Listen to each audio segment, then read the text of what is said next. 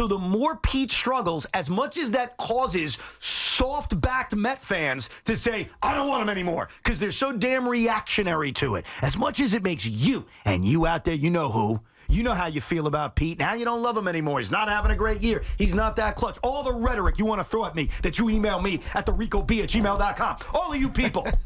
Despite all of that, it benefits the Mets because the Mets are still going to value him more than everybody else. And that's why today, and it kind of sucks because I wish Pete was having a great year. Yeah. I wish he was an MVP right now. I wish he was Aaron Judge, like Steve Cohen said before the year. But it actually, when you think about it, makes it likelier that he stays on a reasonable contract. I see it a little different. I see it because I still can't help but hear the words of David Stearns that we are evaluating, that we are looking at how to make this team its best self now and for the future. Mm-hmm. And if Pete Alonso continues to struggle, let's say he has the exact first half, second half as he does the first half. Okay. It's obviously shorter, but let's just say he only hits 15 more home runs. Okay. And it's a small number for him. It's 33. He finishes with a sub-800 OPS for the first time in his career. Yep, his batting average is just never stays below 250. It just becomes, it looks like he's washed because it's a couple years in a row now.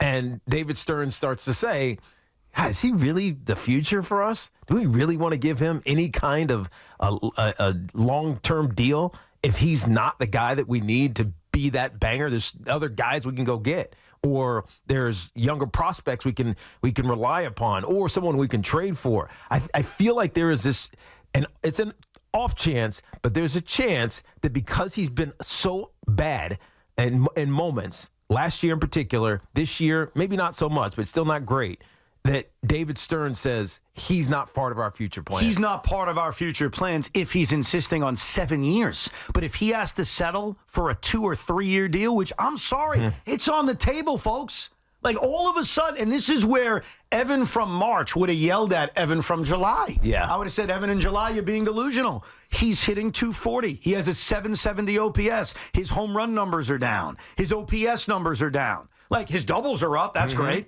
His batting average is up. That's great. But overall, he has been a slightly declining player. That means he's going to have to settle for less than what he wanted. And less than what he wanted may be right in David Stearns' alleyway to say, you know what? That's a reasonable deal. We'll bring you back. Yeah, it'd be fascinating to just know or speculate what David Stearns' number is. Because it's not going to be $35 million. No, I don't. But you know, Pete's playing his way out of it.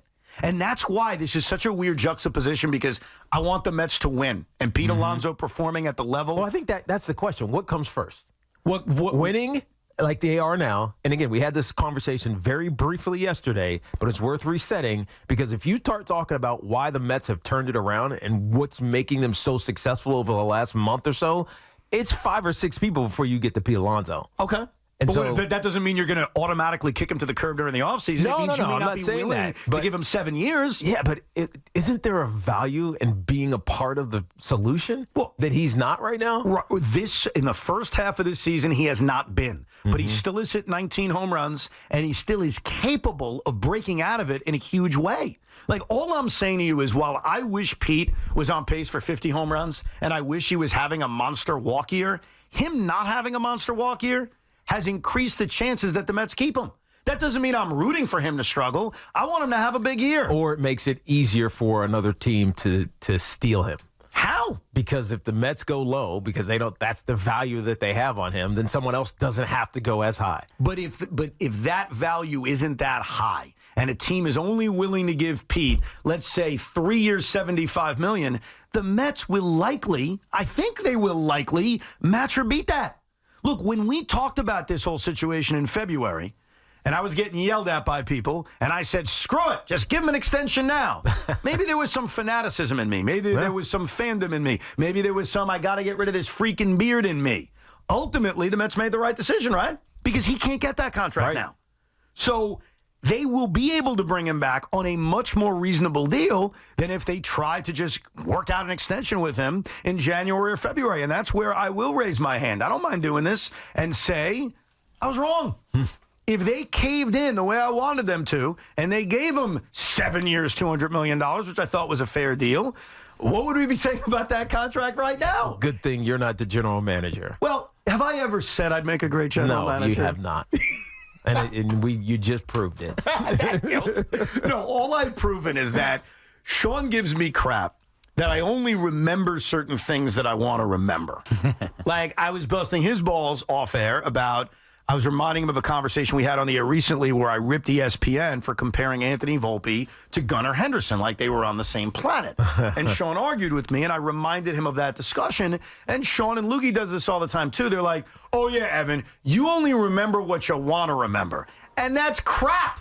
Because I just brought up me being an ass in being too fanatical in giving Pete Alonso whatever he wanted. So I call myself out for mistakes, and I just did. And I'm glad I'm wrong. Now I just hope the Mets get him on a 2-year, $38 million deal.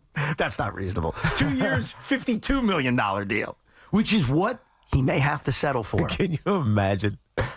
After all that, a 2-year deal. I know. Not happening. What's not happening? You think he's getting a 7-year deal? I think Boris is holding him out. He's not letting that happen. Yeah. Okay, so now you bring up a very fair point, and this is why I had to cut my beard. Thank you for saying this. There's a chance the Pete free agency goes into next March. Yep. Mm-hmm. That's I admit that. But ultimately, like we saw with Blake Snell, JD. like we saw with JD Martinez, just because you take it to March doesn't mean you win. Mm-hmm. And the one thing I'll console Met fans on, because I know there are some Met fans who are going to bring this up. I've heard it discussed. Well, but Evan, what if they sign Juan Soto? What if they sign Alex Bregman? What if they sign Corbin Burns? I do not believe that would keep a 3-year, $75 million deal for Pete Alonso off the table. I don't think like once Steve Cohen spends the shekels on this, he can't necessarily spend on that. This is why when you talk about Juan Soto staying with the Yankees, it feels pretty clear on how it gets done. Yeah. When you start talking about Pete Alonso staying with the Mets, it gets a little cloudy. I agree. It's complicated. It gets very, very complicated. But that complication has helped the New York Mets.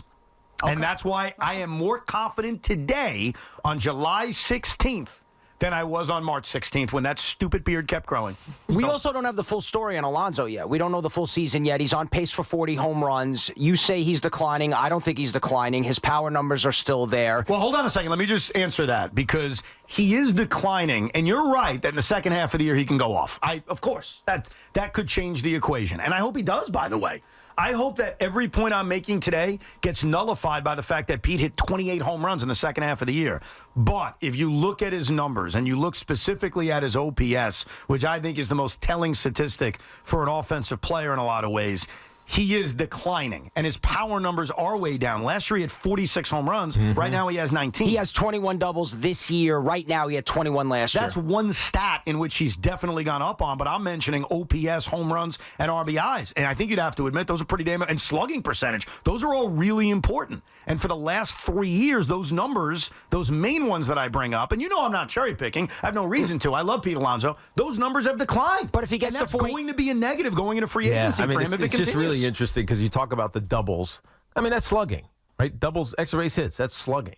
So he's had a career high in doubles at this point in the season, yet his slugging percentage is still down. Yeah. So that's why numbers lie to you. Yeah, and that's also, Evan, I think the bigger picture of this is you keep going back to 2-year deals, something like that. Ultimately, if Pete Alonso does wait this out, plays 1-2 years, it ain't going to be with the Mets because the Mets, based on Steve Cohen's pockets and this being the offseason, will move right along. And if that's a plan where it's Bregman at third, Vientos at first. Because I don't think they would move along. I think they would try to get other players, Juan Soto being one of them, but I don't think they would necessarily fill that spot that Pete Alonso would vacate. I really think it, and it's a weird spot to be in because, especially that brief argument Loogie and I had, I'm not trying to bring down Pete Alonso. I love Pete Alonso.